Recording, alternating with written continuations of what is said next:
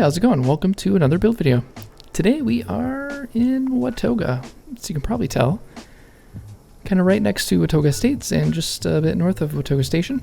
There's a little dirt patch here that's right underneath the monorail pillar. And I decided to build here because, well, first off, I'm a big fan of the Solarpunk philosophy, aesthetic, style, all that kind of stuff. And I was browsing the Solarpunk subreddit and I found this really cool Japanese, I think it's Japanese, shop. I don't think it's no longer there, unfortunately, but it was kind of sitting right next to a road, next to a bunch of power lines and stuff, and it was very viney and green and pretty rad. And so I was like, I gotta build this thing. So that's what I did. And I picked Watoga because, well, first off, it's got some cool city power line vibes, but it's also a little futuristic itself. So if you're unfamiliar with Solarpunk, it's kind of a mixture of, high technology and, but being in tune with nature. So like having a good balance with nature, but also being high tech. And so that's kind of the style and vision I was going for here. So I will walk you around and kind of show you what I mean. So this is the outside. I just absolutely love this. And obviously, so I'm building in a custom world. So as you can probably tell, you can't build in Watoga normally in adventure mode. So I had to do it in a custom world. And so I kind of used a lot of, free placement and stuff that you can't normally do in adventure mode. So yeah, up here in the front, just a bunch of plants. So as you can probably tell in the picture I showed, there's some brickwork here and just a ton of plants strewn, laid out, all that kind of stuff. And I'm glad we have a lot of different options here for these. Makes it look really cool. I wanted to do something with this flag, and I came up with this idea to do like a sigil sort of thing. I don't know if it works, but I love it. It kind of gives it's sort of semi-futuristic, I guess. But yeah. So let me walk you around the inside first, or the bottom floor, and then I'll walk you around the back. So the whole purpose, or thinking around this was going to be kind of like a hangout area. People come and chill, and you cook food, or I guess you prep food, and yeah. So whoever's working here obviously has some meat out. They're chopping up. It's a little tight in here, but you get the idea. And there's a lot of food you're prepping in there as well, in the display case. That was kind of cool. Through here's the actual kitchen.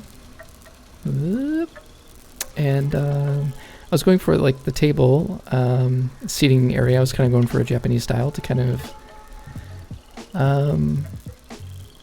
honor the original intent of the building. So yeah.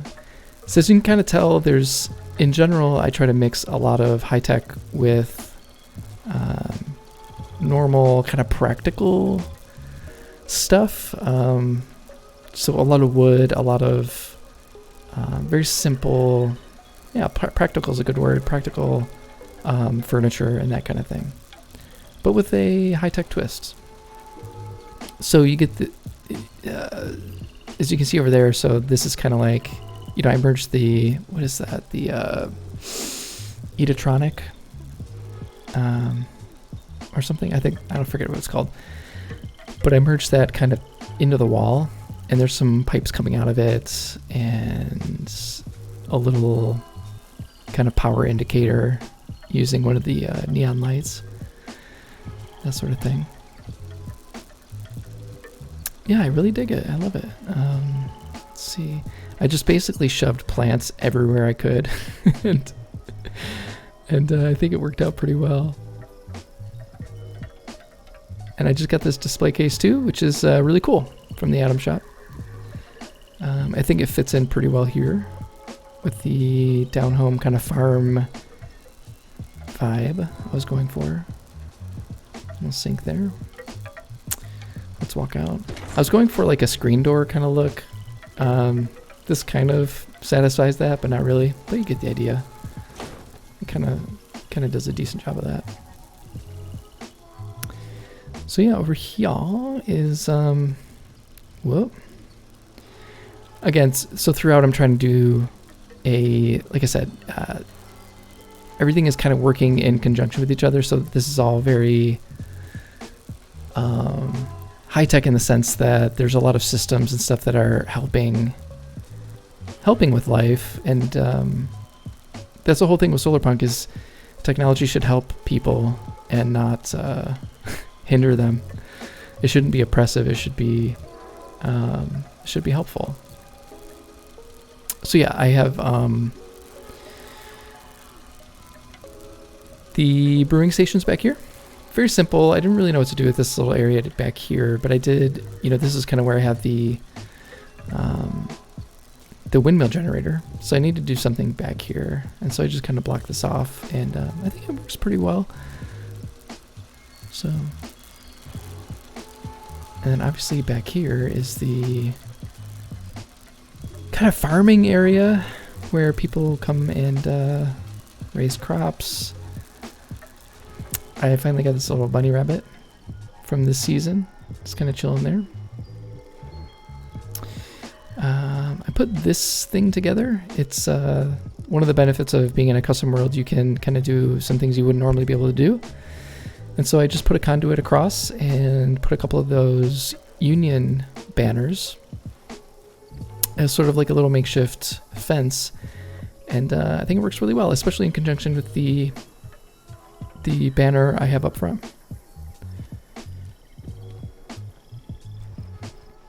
And again, just doing a lot of different things with plants. This is a good place for corn. Corn needs a lot of light. Razor grain here, and the potatoes as well. And, this thing, again, the Eatrotronic thing, is directly connected to the other one inside. And so, like I said, the whole purpose is like it's all kind of coming together and working together. It's all functional, but also practical. And speaking of which, the shower, outdoor shower, you can't be showering in rainwater, that's for sure. For practicality. And yeah, I have a little carrot patch back here. And again, it's just some kind of bits and bobs and doodads to kind of make it look semi-futuristic. Let me walk around back here. I have the porta potty back here. Because, in a Solarpunk world, you probably are using that as fertilizer. Worm farm back here as well, doing its thing.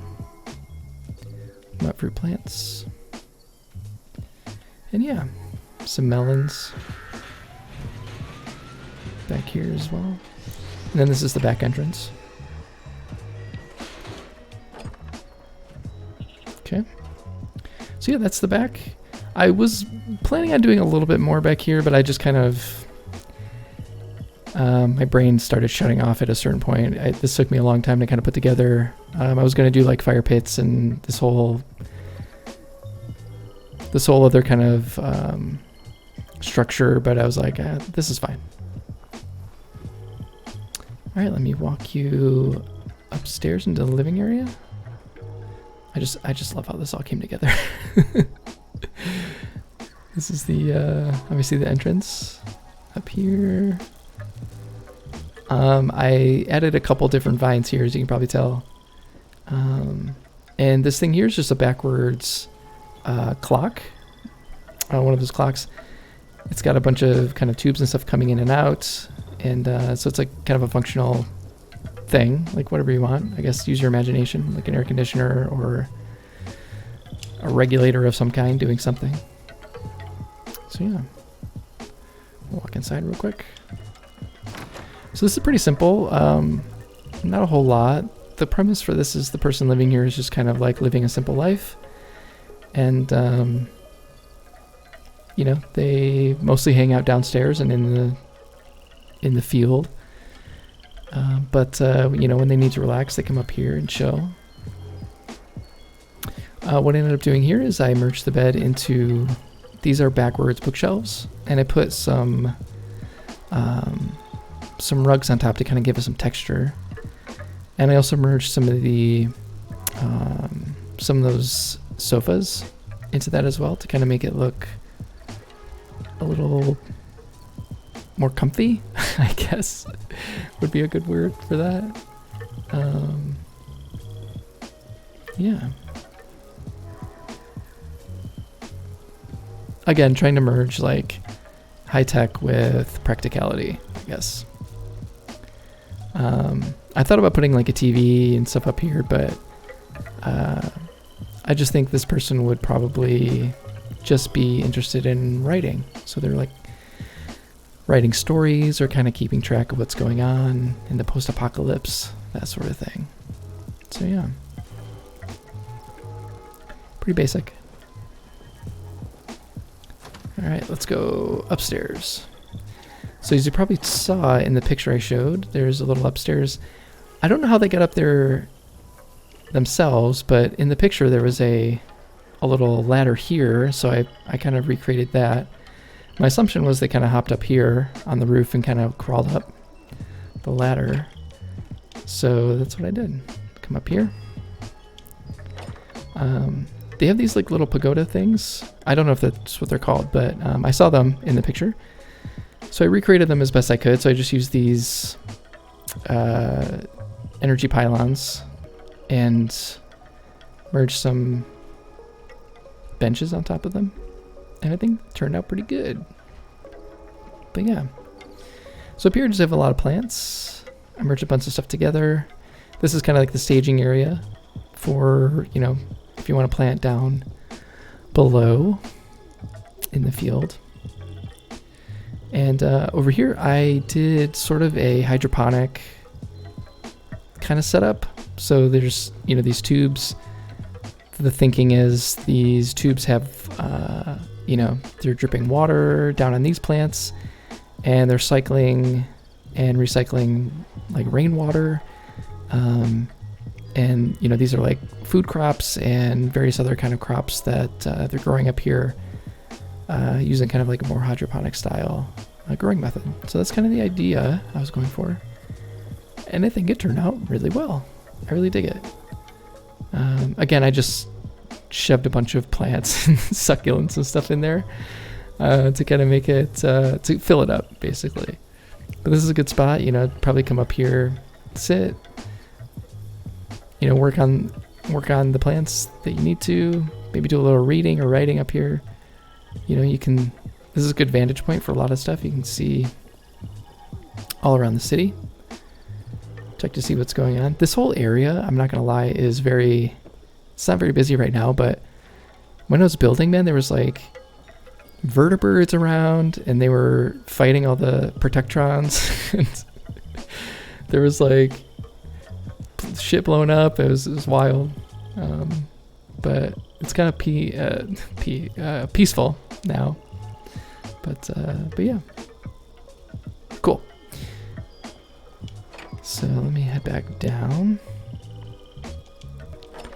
So yeah, that's basically the build. It's very, very simple, but there was a purposeful kind of aesthetic I was going for. And I think it turned out really well. I really love it. And I wasn't really sure, like the picture didn't really have a good view of the inside of the structure. But I kind of, you know, did my best there to kind of imagine what I thought it might look like. And yeah, I'm really glad we got some of these, you know, the vine set and a lot of, I wish we had kind of had more plant options, but you know, it is what it is. But yeah, like I said, I really hope you like the build, and I hope you got a little bit of insight into what Solarpunk is. I'll leave a link down to the Solarpunk subreddit down below in the description. And if you're interested in the topic, I was thinking about potentially doing a video on it. And there's a bunch of really good YouTubers out there too with some awesome Solarpunk content. So I will add links to them as well. So in the meantime, I hope you have a great day, and I will talk to you later. Take it easy.